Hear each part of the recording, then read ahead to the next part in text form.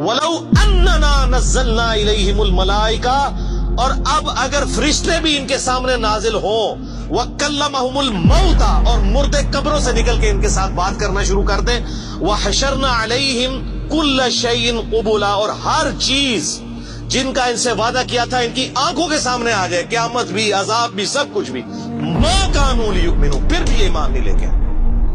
یہ ہے سر کتابوں کا خدا، یہ نانی اماں، دادی اماں اور ماما نہیں ہے، یہ اللہ ہے۔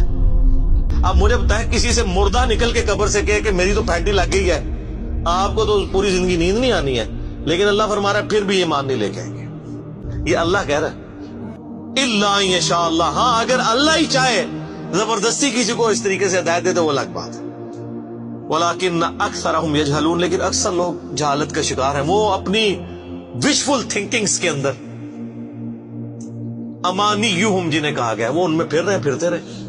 اللہ تعالیٰ اپنے معاملات میں بہت سخت ہے میرے بھائیوں، اللہ کو سیریس لینے کی ضرورت ہے۔ ظاہر ہے اس کائنات کی ایک ہی حقیقت ہے، وہ اللہ ہے، اگر اس کو کوئی سیریس نہیں لیتا تو اللہ تعالیٰ کے لیے کیا ہے؟ وہ تو اپنے نبی سے 3 دفعہ قرآن میں کہلوا رہا ہے، قل انی اخاف ان عصیت ربی عذاب یوم عظیم، اے نبی تم فرما دو کہ بالفرض اگر میں بھی اپنے رب کی نافرمانی کروں تو مجھے خود اس بات کا ڈر لگا ہے کہ بڑے دن کا عذاب مجھے بھی آ پکڑے گا۔ جی سورۃ الانعام، سورہ یونس، سورہ الزمر، 3 سورتوں میں یہ ایک آیت 3 دفعہ آئی ہے۔ آپ مجھے بتائیں، جو آپ کو کہتے ہیں جناب ہم بخشوا لیں گے، ہم اپنے مریدوں کو لے جائیں گے، اور تو انہوں کھنگن نہیں دینا کسی نے ہوتے،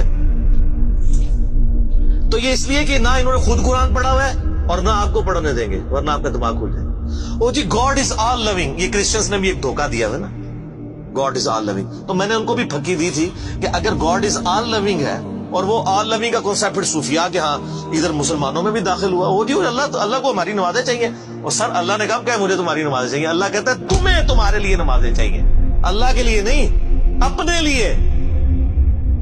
گاڈ از آل لونگ، او آل لونگ اس کے لیے ہے جو اس کا بندہ بن جائے گا، باغی کے لیے نہیں۔ تو پھر میں نے ان کو دنیاوی طور پہ ایک الزامی جواب، اینٹی وینم پھکی دی ہے کہ بتاؤ تمہارے دشمن کی بھی بیوی ہو اگر کوئی اور اس کے چھوٹے چھوٹے 4 بچے ہوں، کیا تم اپنے بتاؤ تمہارے دشمن کی بھی بیوی ہو اگر کوئی اور اس کے چھوٹے چھوٹے 4 بچے ہوں، کیا تم اپنے دشمن کے لیے خواہش رکھو گے کہ اس کی بیوی چھوٹے چھوٹے 4 بچے چھوڑ کے مر جائے اور اس کے بچے سوتیلی ماں کے ہاتھوں پٹتے رہے، ان کے مینٹل ماڈلز تک بدل جائیں؟ سارے کہیں گے نہیں نہیں جی، کیوں نہیں؟ دل پسیجتا ہے۔ اچھا آپ کا دل پسیجتا ہے اور آپ نے ہمیں یہ کہانی کرائی ہے کہ اللہ تعالیٰ ماں سے اتنے گنا اور دادی سے اتنے گنا اور نانی سے اتنے گنا محبت کرتا ہے، تو وہ اللہ روزانہ ہزاروں ایسی عورتوں کو موت کیوں دیتا ہے جن کے 4 چھوٹے چھوٹے بچے ہوتے ہیں؟ اس پہ ساروں کی زبانیں گنگ ہو جاتی ہیں۔ اگر وہ آل لونگ ہے کیوں موت دیتا ہے؟ آپ تو اپنے دشمن کی بیوی کو بھی موت نہ دیں، وہ روزانہ ہزاروں ایسی ماؤں کو موت کیوں دیتا ہے جن کے چھوٹے چھوٹے بچے ہوتے ہیں؟ اس کا مطلب ہے آپ نے جو احساسات ڈیولپ کیے ہوئے ہیں کہ اللہ اپنے بندوں کے ساتھ یہ کرتا ہے، وہ نہیں ہے۔ اللہ اپنے احساسات کا اسیر نہیں ہے، اللہ کے وہ جذبات نہیں ہیں جو آپ کے ہوتے ہیں، وہ بے پرواہ ہے۔ ہاں جو اس کا ہو جائے نا اس کے لیے معاملہ الگ ہے۔ وہ صحیح بخاری میں حدیث ہے کہ جس نے میرے ولی کے ساتھ دشمنی کی میرا اعلان جنگ ہے اس کے خلاف، اور انسان میرا قرب نہیں حاصل کرتا مگر فرائض کے ذریعے اور نوافل پہ استقامت کے ذریعے اس لیول پہ پہنچ جاتا ہے کہ میں اس کے ہاتھ بن جاتا ہوں جس سے وہ پکڑتا ہے، میں اس کے کان بن جاتا ہوں جس سے وہ سنتا ہے، میں اس کی آنکھیں بن جاتا ہوں جس سے وہ دیکھتا ہے، میں اس کے پاؤں بن جاتا ہوں جس سے وہ چلتا ہے۔ اچھا ادھر ہی حدیث روک دیتے ہیں صوفیاء اور وہ کہتے ہیں وہ خود ہی خدا بن گیا، ایتھوں ہاتھ پائے گا انج ہو جائے گا۔ وہ آگے پڑھو کیا لکھا ہوا ہے، وہ جب اپنے دشمن کے اگینسٹ مجھ سے پناہ طلب کرتا ہے میں اسے پناہ عطا کرتا ہوں۔ اگر وہ اللہ ہی سے پناہ طلب کر رہا ہے تو وہ پھر ہاتھ مارنے جو تو نا یہ ہاتھ بن جاتا ہوں، پاؤں بن جاتا ہوں، کان بن جاتا ہوں، اس سے مراد یہ کہ اس کا اوڑھنا بچھونا پھر میں ہی بن جاتا ہوں۔ قل ان صلاتي ونسكي ومحياي ومماتي للہ رب العالمین، اے نبی تم فرما دو بے شک میری نماز، میری قربانی، میرا جینا، میرا مرنا سب اللہ کے لیے، اوڑھنا بچھونا اللہ بن جاتا ہے۔ اس حدیث کے آگے الفاظ ہیں، اللہ تعالیٰ فرماتا ہے مجھے کبھی کسی معاملے میں ہچکچاہٹ نہیں ہوتی، سوائے ایک اللہ تعالیٰ ماتا ہے مجھے کبھی کسی معاملے میں ہچکچاہٹ نہیں ہوتی سوائے ایک معاملے کے کہ جب مجھے اپنے کسی مومن بندے کو موت دینی پڑتی ہے. اللہ کہتا ہے میں بھی اس پہ ریلیکٹڈ ہوتا ہوں. کیوں؟ میرا بندہ موت کو ناپسند کرتا ہے. ظاہر ہے موت تو کسی کو بھی پسند نہیں ہے. انسان زندہ رہنا چاہتا ہے اور یہ اللہ نے انسان کی کوالٹی رکھی ہے کہ اسے زندہ رہنے کی خواہش ہے. اسی لیے اولیاء اللہ بھی جب خطاب کر رہے ہو نا وہاں پہ اسپیکر پھٹ جائے تو وہ بھی یوں کر جاتے ہیں لا حول علیہم ولا هم یحزنون. یہ نیچرل اللہ نے رکھا ہوا ہے. کسی اولیاء اللہ کو کہنا یہ سامنے یہ بٹ صاحب کے پاس جو بندوق بڑی خطرناک سی انہوں نے تانی بھی ہے, کسی اولیاء اللہ کو کہنا پڑھ لے کلمہ میں چلان لگاؤں تو آپ دیکھ لیں اس کی کیا حالت ہوگی. موت تو اللہ فرماتا ہے کہ میں بھی ریلیکٹڈ ہوتا ہوں. وہ اپنی موت کو ناپسند کر رہا ہوتا ہے اور میں اسے موت دے کے اپنے پاس لانا چاہتا ہوں. پھر کیا ہوتا ہے؟ پھر تو وہ قرآن پاک میں سورہ حمیم سجدہ میں ہے نا کہ ایسے لوگوں میں پھر فرشتے نازل ہوتے ہیں, ان کو بشارت دیتے ہیں موت کے وقت.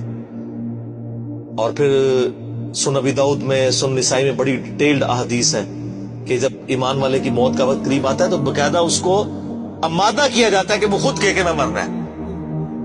وہ جب سب کچھ دیکھتا ہے وہ کہتا ہے ٹھیک ہے جان دو. پہلے نہیں کہتا جان دو, پہلے کہتا کہ جان دو تو حضرت موسیٰ علیہ السلام تھپڑ کیوں مارتے ہیں اسرائیل کو. میرا وہ بھی کلپ چڑھا ہے نا بخاری مسلم میں حدیث ہے. جو اللہ تعالیٰ کے بارے میں آپ اپنے دماغ کھول لیں.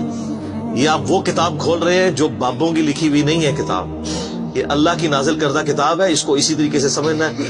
شروع میں ہی آپ کا کانٹا نکل جائے گا تو آپ کو آگے قرآن سمجھنا آسان ہوگا.